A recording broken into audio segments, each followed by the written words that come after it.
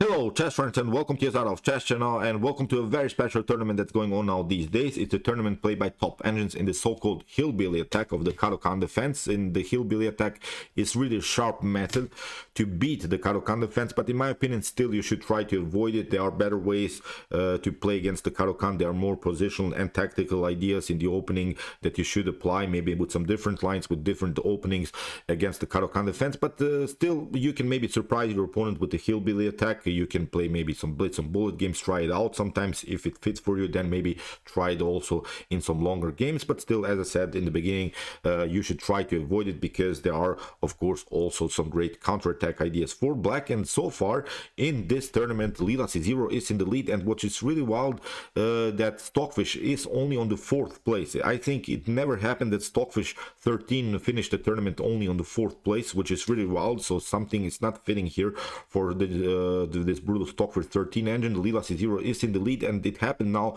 in many of these opening tournaments. So many of these opening tournaments have been played in top engine level that Leela C0 finished on the 1st place. So it's now a Leela C0 revolution. Maybe now we should consider maybe even Leela C0 as the best engine when it comes to this dubious opening line. So let's check out now one great game. Here it's Leela C0 with the black pieces facing now the hillbilly attack against the top engine Ethereal, which was playing of course with white pieces. Let's check out now the hillbilly attack and maybe some great ideas here for black and for white in this sharp opening line. So here e4 played by Ethereal. We have c6, bishop to c4. You see we have now this hillbilly attack already in move 2, but the problem is now this continuation d5, and that was now the last prearranged move by the organizer. After e takes d5 we have c takes d5, and you see now what we gained here. I don't think that white gains so much here in the continuation of the game. We have here bishop to b5 attacking simply the king, and now after bishop to d7 I think black has already a comfortable game. Black does have here weaknesses,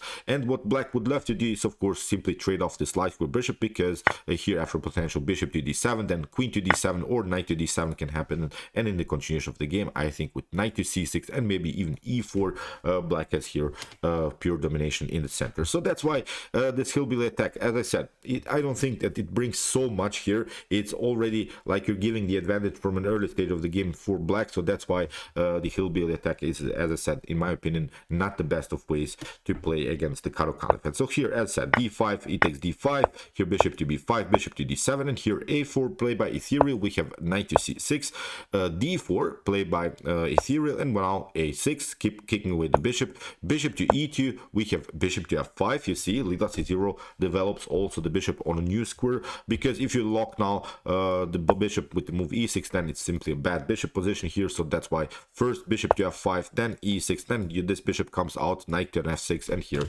black has a very nice setup. Black has already developed many of these minor pieces, so it's nothing special here for white. So as I said, this hillbilly attack doesn't bring so much here for white. There is this sharp gambit line of the hillbilly attack. I think in the continuation I'll show you one great game in the hillbilly attack played by Magnus Carlsen against Wesley So, in which Magnus Carlsen played a gambit line, which is really a little bit different. So that's why I think if you want to play the hillbilly attack, you should go into this aggressive gambit line, not into this line in which you're allowing your opponent this d5 pawn breakthrough, and then black can gain some tempo. So after move bishop to f5, here c3 played by Ethereal. We have e6, bishop to f4. Here Ethereal is also hoping to get this bishop on a very active square, but now the fun already starts because Leela C0 plays a very aggressive move, g5 attacking the bishop on f4, bishop to e3. We have bishop to e4 attacking of course the pawn on g2, and here king to f1 played by Ethereal. If you try now f3, okay, you can do it. Maybe you kick away the bishop, then the bishop has to retreat to f5. Now after something like knight to d2, I think the main positional problem is now this move, bishop to d6. I think white could be lost here on dark squares, because not immediately, but as a long-term plan, this move could happen. Maybe something like h5, then g4, and then maybe even something like queen to h4. I think could be very, very dangerous already to break somehow the position, although you could cover maybe with bishop to f2. But as a long-term tactic, I think this is sort of a plan that we could make. Maybe play something like queen to e7, and even queenside castling is here an opportunity. Maybe even try maybe bishop to g6, then f5, f4. So I think when it comes to this position, that black is much better, that white could face really some tactical problems if you play this early exactly f3 move. So that's why king to f1 played here by Ethereal, protecting the pawn on g2. And although the king is now on a weird square, it's actually not one of this endangered king's position, because we haven't weakened the pawn structures already. And now with the move h4, white can break through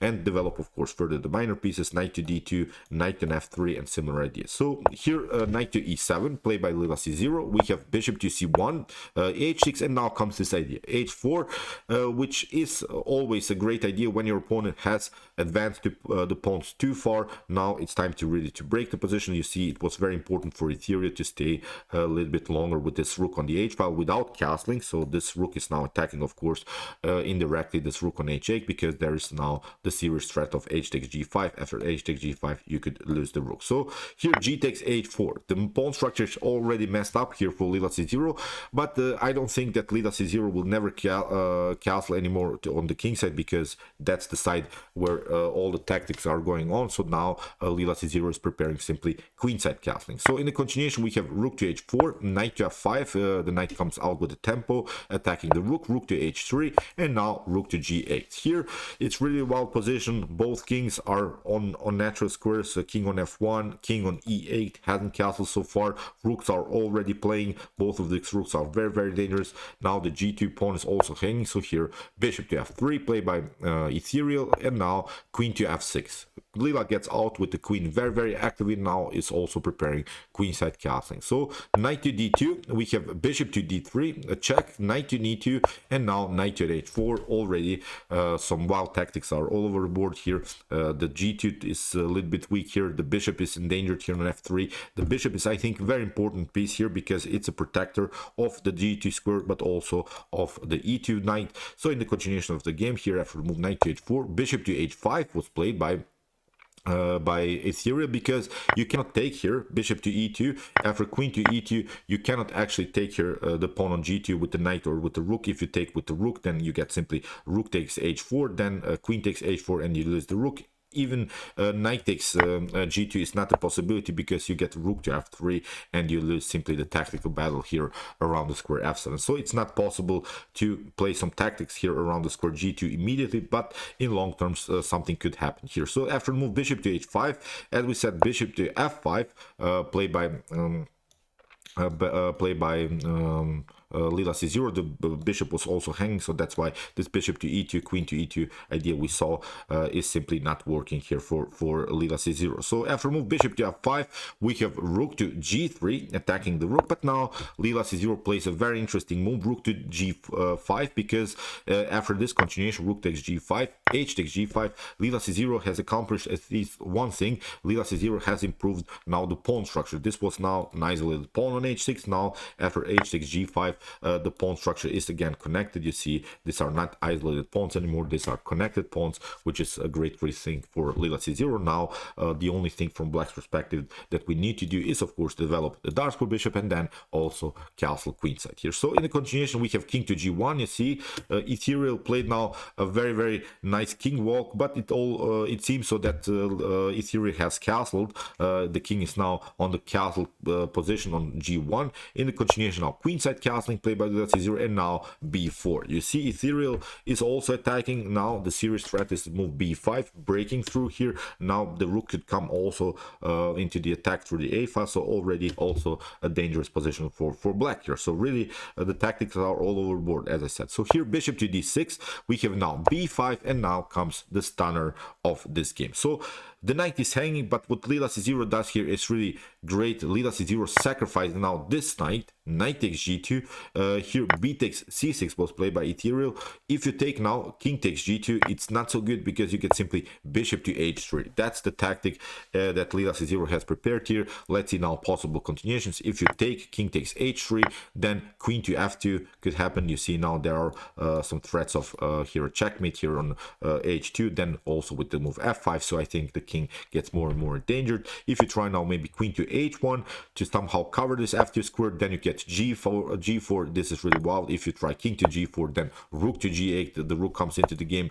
king to h3, now rook to g3, king to h4 is now force move, now queen to f6 is simply checkmate. So after this move bishop to h3, what you could try is maybe also the move king to h1, but it doesn't bring you anything because you get simply rook to h8, and now you see there are really some wild tactics on the h file. The bishop is hanging, so it's a lost game here for white. So that's why after move knight takes g2, you see you cannot take the knight. That's the main issue. So that's why here Ethereal took b takes c6, we have knight to f4, we have c takes b7, we have king to b8. Now we're applying this strategy, hiding behind our enemy's pawns. Basically this pawn is now helping out black to cover, because no b file attacks are possible now by the rook or maybe by the queen.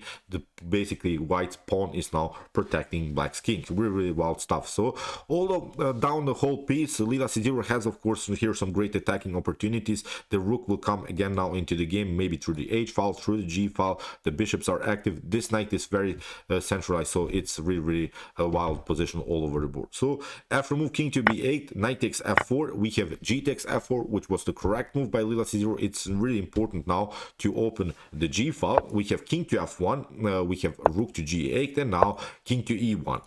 You see, if you play something like bishop to f3 or knight to f3, it's not so good. If you play, for instance, knight to f3, then you get queen to h8, and there's no good way anymore to protect this position. Now, if you move the bishop somewhere, then you get queen to h1, so the bishop is more and more in danger. So it's again simply losing game here for white. If you try bishop to f3, then you get simply bishop to d3. That's the main issue. Then you have to move now the king to e1, and then you get rook to g1, and you have to cover. It's again simply losing immediately here for white. So that's why you have to play the move king to e1. In the continuation we have rook to g1, but at least you have now the opportunity to cover with knight on f1. Now bishop to d3 is not a possibility because the queen is covering that square. But still, it's a much better position here for black, because black is now the dominant attack. Here after move e5, Leela C0 is trying to open the position further.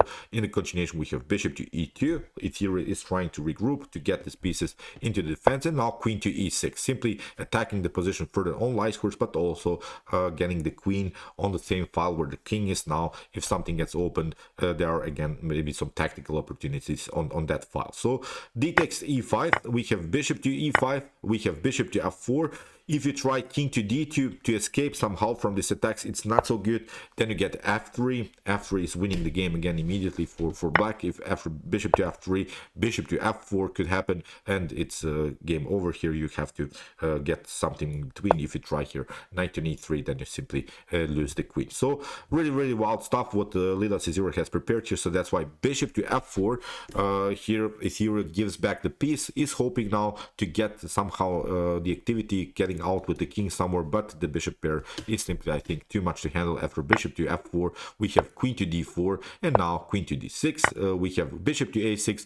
Ethereal grabs now another pawn, but again, although it seems really wild here that something is happening here on the queen side, but actually there is no support. There is no support by the queen. There is no support by the rook, and the bishops are covering this diagonals very good here. So now still this tension is here on the first rank. What we need to do, of course, is somehow include now the queen into the game.